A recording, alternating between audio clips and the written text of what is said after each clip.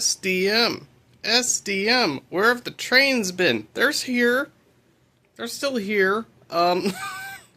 Just kind of taken. I've been a little burnt out on model trains, if I'm being honest. And I still have everything. It's just a lot of it's packed away, in one way or another. Um, but I can go over some of the stuff that's here currently. Like for example, this guy. This one needs a new motor. That's a Kato motor. I can get that for $30 or something like that. He needs a new motor and a decoder. This one is a new engine I got at the last train show. And it's a Bachmann SD70 Ace with the sound value or whatever. Eventually, I want to get some Kato or Athearn RTR-9s. I know they're not completely accurate, but I'm kind of tired of not having Dash 9s, and I really don't want to spend the money on the scale trains just to have accurate lights. So at some point, I'm going to go and get 2 or 3 Dash 9s. I'll go find the original blue snow cover for this. When I had gotten this engine, it didn't have a third fan, but it did have a blue snow cover. So at some point I'll go through and put that new blue snow cover back on, take off just the electrical tape patch job, and then speed match it with the Conrail Fleet. See what else here. Atlas GP40 high hood right here. That still needs to be speed matched, I believe. Yeah. It has a stock Atlas decoder, which I want to say is Ditch Tracks, but I'm not entirely sure. And it's the weird system where it has like 2 3-pin jumpers to select between DC and DCC. So that's fun. So yeah, this still needs speed matched. This still needs speed matched to the rest of the fleet.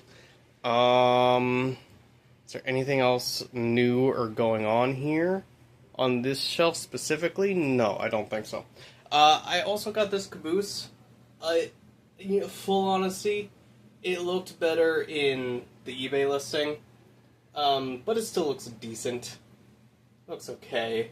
I just wanted a Norfolk Southern shoving platform because all I have is a Conrail Shared Assets Philadelphia district or whatever caboose at the moment. There's this as well. This just came in. This is how I had bought it. I haven't worked on it or anything like that yet. It has somewhat of a... It's Phase 4. That's the reason I had gotten it. Is because this one... is Phase 4. What I didn't realize is that it has this kind of gold tinge to it. I can't tell. I want to say that's a coating of some sort. I don't know if I can get that off. So it might have to stay like this. Don't know. But I need to put glass into it. And then it needs a light bar as well. But at least after those steps are done, I'll finally have one of these bad boys in Phase 4. This guy has a blown motor. That SD90 and this P5A both pretty much blew their motors at the same time. It took the decoder with this one. The SD90 took its decoder with it. And I kept blowing up decoders, and I thought I was getting a bad batch of NCU decoders. And I'm like, why are they blowing up? Turns out they both blew their motors. This one will be this one will be a little harder to fit a motor into because I can't get the motor that BLI used, it seems. So I'll have to throw something else in there, but that's okay because I think I might try and throw in a stronger motor if that's the case. So yeah, let's look at the freight cars I got at the last train show. Ignore the mess on the end scale layout. There's been like 0 progress. I just haven't had the motivation. Again, burnout. Yay. I got these 3 for $15 each. and these are Amfleet 2s. Not easy to find, especially at 15 bucks each. That was a steal. So yeah, haven't gone through and done service on these at all. I probably should before the Oaks show, which is the next train show I'll be at. I'll be there with the Northeast Corridor Historical Society per usual. When I go to a train show with a modular group, so it's pretty much always with them. This is a CRLE well car with the trailer hitches on them. This is I forget how long, Walther's gondola. I haven't had one of these super long gondolas, and I found one for 15 bucks and wanted to pick it up because these long gondolas are neat. We have one of these. These are neat. I didn't know these existed until I saw a model of it. Yeah, I'm happy to have that just to throw onto the train. It's gonna be cool. Yeah. Another $15 Walther's car. This one's a center beam. I went ahead and picked it up because I don't have too many center beams. I have some space, or I'm gonna be having some space in my boxcar box. So I just want to go ahead and picked up that one, and there's another one somewhere. Here. I had seen this. It had 4 slots on it for 20-footers. So I went ahead and grabbed that just because I thought it looked neat. These, I want to say I paid 40 bucks for the 3 of them? Something like that. Can't quite remember. Actually, I want to say these were 10 bucks each, and then this was 8 bucks, I think. I went ahead and threw a coal load into this one. I don't know what I'm doing with these yet. I might just flip them, to be honest. This one's BN. These 2 are BNSF. I run Norfolk Southern. I got them because I don't have any Bethgons. I might just throw them into a train, or I might just resell them for a little bit of profit. Don't know. Another cheap gondola. This was like $5 or something like that, and it's easy to convert over to modern standards, so snag that. I'm gonna be having a little bit of room in the covered hopper box, so I went ahead and picked this up. Mainly because I really like that big round plated logo in the middle. I thought that was neat. Here, I'll just move this over. We have, see if I can this needs glued back down, but it's a wood-sided Southern Pacific gondola that's had like a metal extension put onto the top of it. I thought that was a super neat car. So I went ahead and snagged that. It was $5. And is that scale heads on there? I think I already have scale heads on it. And metal wheels, I think. Yeah, those are KD sets. That car's pretty much all good to go. Once I glue this in. And remember, this is from the last Timonium show. They got pulled out of the bags, put here, and they stayed here. I've had zero motivation to touch any of this stuff.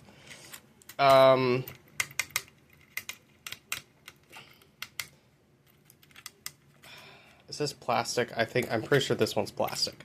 It's one of those weird fluted side,